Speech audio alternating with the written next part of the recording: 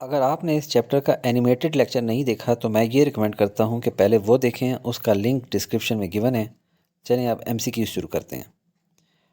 Number 1, in which communication mode data can be sent and received in both directions but not simultaneously, simplex, half duplex, full duplex या synchronous transmission. देखें, duplex का मतलब होता है दोनों तरफ, और हाफ डुप्लेक्स का मतलब हुआ कि हाफ यानी एक टाइम पे एक ही तरफ से। तो बेसिकली यही है, लेकिन ज़रा तस्वीर से देखें। मोड्स मतलब मेथड्स या वेज, कि टोटल कितने वेज हैं। Simplex mode, half duplex mode. Half duplex simplex mode में एक ही तरफ से जा सकता है। हाफ डुप्लेक्स में एक दफ़ा एक तरफ से, दूसरी दफ़ा दूसरी तरफ से, यानी कि इस ट्रांसमिशन लाइन के ऊपर एक टाइम पे एक ही डायरेक्शन में जा सकता है। तो बेसिकली यही हमारा आंसर है, लेकिन बाकी भी देख लेते हैं कि फुल डुप्लेक्स मोड यानी एट अ टाइम दोनों तरफ बात की जा सकती है, जिस तरह फ़ोन में। और इस हाफ डुप्लेक्स मोड की मिसाल ऐसी होती है जैसे कि वॉकी टॉकी के, एक दफ़ा एक तरफ से बात हो सकती है, दूसरी दफ़ा दूसरी तरफ से। फिर आ जाए एसिंक्रोनस ट्रांसमिशन। एसिंक्रोनस ट्रांसमिशन भी नहीं है, क्योंकि इसके अंदर तो दोनों के बीच में जो ट्रांसमिशन हो रही होती है उसके अंदर स्टार्ट बिट और स्टॉप बिट वगैरह यूज़ हो रही होती है। तो इसमें तो ये वाला कॉन्सेप्ट ही नहीं है कि हाफ डुप्लेक्स वाला। और सिंक्रोनस ट्रांसमिशन में स्टार्ट और स्टॉप बिट नहीं होती, सिर्फ डेटा जा रहा होता है, क्योंकि दोनों आपस में सिंक्रोनाइज होती हैं। हर 8 बिट के बाद नया डेटा जा रहा होता है। तो हमारा आंसर है हाफ डुप्लेक्स मोड, कि इस कम्युनिकेशन मोड के अंदर क्या हो रहा होता है, बोथ डायरेक्शन में डेटा जा रहा होता है, इधर भी जा रहा है इधर भी, लेकिन साइमल्टेनियसली नहीं जा रहा। Number 2, which of the following network devices connects a network to another network that uses different protocols. इसको यूँ समझें, टोटल कम्युनिकेशन डिवाइसेस जो हैं मशहूर वो 4 हैं: हब, स्विच, राउटर और गेटवे। हब के बी से याद रखें, ये बेवकूफ़ सा है, यानी नॉन इंटेलिजेंट है। ये लैन में मौजूद तमाम डिवाइसेस के लिए कनेक्टिविटी डिवाइस है। इसको जो भी इनपुट मिलती है उसके को कॉपी करके रेलेवेंट कंप्यूटर को नहीं, बल्कि आगे सब कंप्यूटर को दे देता है। जैसे यहाँ से इसको इनपुट मिली, अगर इसके लिए भेजी थी तो इसको भी जाएगी, लेकिन बाकी सबको भी चली जाएगी। स्विच के एस से याद रखें, ये थोड़ा समझदार है, या यूँ कहें कि मोर इंटेलिजेंट देन हब। ये भी वही काम करता है जो हब करता है, मगर ये डेटा रिसीव करने के बाद सिर्फ उन्हीं नेटवर्क डिवाइसेस को डेटा सेंड करेगा जिनके लिए वो डेटा आया था। जैसे कि देखें, इन 2 कंप्यूटर्स के लिए आया था तो इन्हीं को सेंड कर रहा है, इनको सेंड नहीं कर रहा। राउटर, नाम से ही क्लियर है कि ये रूट सेलेक्ट करता है, मतलब बेस्ट रूट, कह लें कि best pathway, shortest, quickest, less traffic वाला। मगर इसमें गौर से देखें 2R हैं, लेफ़्ट पे भी और राइट पे भी, यानी इशारा है कि लेफ़्ट राइट दोनों तरफ जितने भी नेटवर्क्स होंगे उनको कनेक्ट करेगा, यानी 2 और मोर नेटवर्क्स। जब ये डेटा रिसीव करता है तो ये ढूंढता है डेस्टिनेशन कंप्यूटर का एड्रेस और डेटा पैकेट सेंड करेगा थ्रू बेस्ट रूट या बेस्ट पाथ।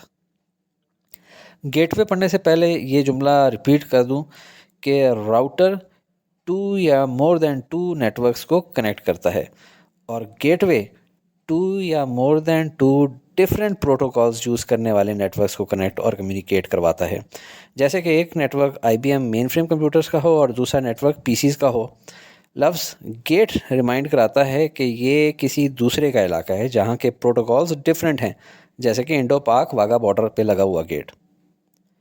लिहाजा हमारा आंसर है गेटवे, क्योंकि ये 2 डिफरेंट प्रोटोकॉल्स यूज़ करने वाले नेटवर्क्स को कनेक्ट कराता है। Number 3, which of the following networks provide remote access to individuals and offices to their organizations network. Remote मतलब दूर से बैठकर काम करना, जैसे रिमोट कंट्रोल होता है। पूछा जा रहा है कि कौन सा नेटवर्क, तो आपको टाइप्स ऑफ नेटवर्क्स पता होनी चाहिए। देखें, साइज़ एंड फिज़िकल कवरेज के लिहाज से देखा जाए तो टोटल 4 टाइप्स हैं: लैन, वैन, मैन, और आखिरी थोड़ी फ़र्क है VPN। कुछ इसको पैन भी कहते हैं, ठीक है। Local area network, wide area network, metropolitan area network और वर्चुअल प्राइवेट नेटवर्क। लैन लिमिटेड फिजिकल एरिया में होता है, सिर्फ एक या कुछ ग्रुप ऑफ बिल्डिंग्स में होगा।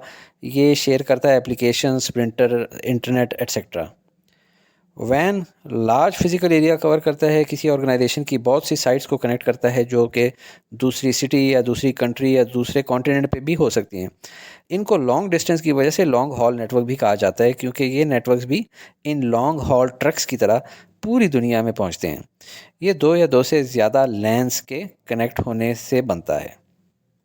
फिर आ जाता है मैन, मेट्रोपॉलिटन एरिया नेटवर्क। इसका कवरेज एरिया स्पैन करता है कुछ बिल्डिंग्स या बड़े कैंपस से लेकर पूरे शहर तक, पूरी सिटी तक। ये बहुत सी ऑर्गेनाइजेशन में यूज़ हो रहा है। ये कुछ लैंड्स को भी हाई स्पीड कम्युनिकेशन के साथ कनेक्ट कर सकता है। 5 to 50 किलोमीटर डाया के एरिया में कवरेज देता है। ये लैन से बड़ा होता है और वैन से छोटा होता है। VPN आपको प्रोवाइड करता है रिमोट एक्सेस। ये रिमोट का लफ्ज़ आ गया तो यही है बेसिकली, यानी आप कहीं दूर के इलाके जाकर भी अपना नेटवर्क तक रसाई हासिल कर सकते हैं, उसको एक्सेस कर सकते हैं। ये बहुत सस्ता कम्युनिकेशन सलूशन है कि आपने अपना नेटवर्क ले नहीं किया, बल्कि ऑलरेडी अवेलेबल जो पब्लिक नेटवर्क है उसको यूज़ करना है, जैसा कि इंटरनेट, और बस थोड़ी सी पेमेंट की। इसीलिए इसका नाम वर्चुअल, मतलब कोई फ़िज़िकल चीज़ नहीं है, फ़िज़िकल नेटवर्क नहीं बनाया आपने। तो यही हमारा आंसर है VPN। Number 4, in which topology a hub switch is used. तो कौन सी टोपोलॉजी है? बस टोपोलॉजी है, स्टार टोपोलॉजी है, रिंग टोपोलॉजी है और मैश टोपोलॉजी है। देखिए सिर्फ स्टार टोपोलॉजी है जिसके अंदर बीच में हब आ रहा है, स्टार की शेप का है और बीच में हब यूज़ हो रहा है। तो हमारा आंसर बड़ा सिंपल है, स्टार टोपोलॉजी। इस टोपोलॉजी के अंदर हब यूज़ होता है। Question 5, which topology is most expensive to implement. तो एक दफ़ा दोबारा इसी को देखते हैं। ये देखिए मैश टोपोलॉजी, इसमें हर नोड दूसरी तमाम नोड्स के साथ डायरेक्टली कनेक्ट होती है। ये मोस्ट रिलायबल टोपोलॉजी है। इसमें डेटा फॉल्टी कंप्यूटर्स या बिजी कंप्यूटर्स को बाईपास करके रूट किया जा सकता है।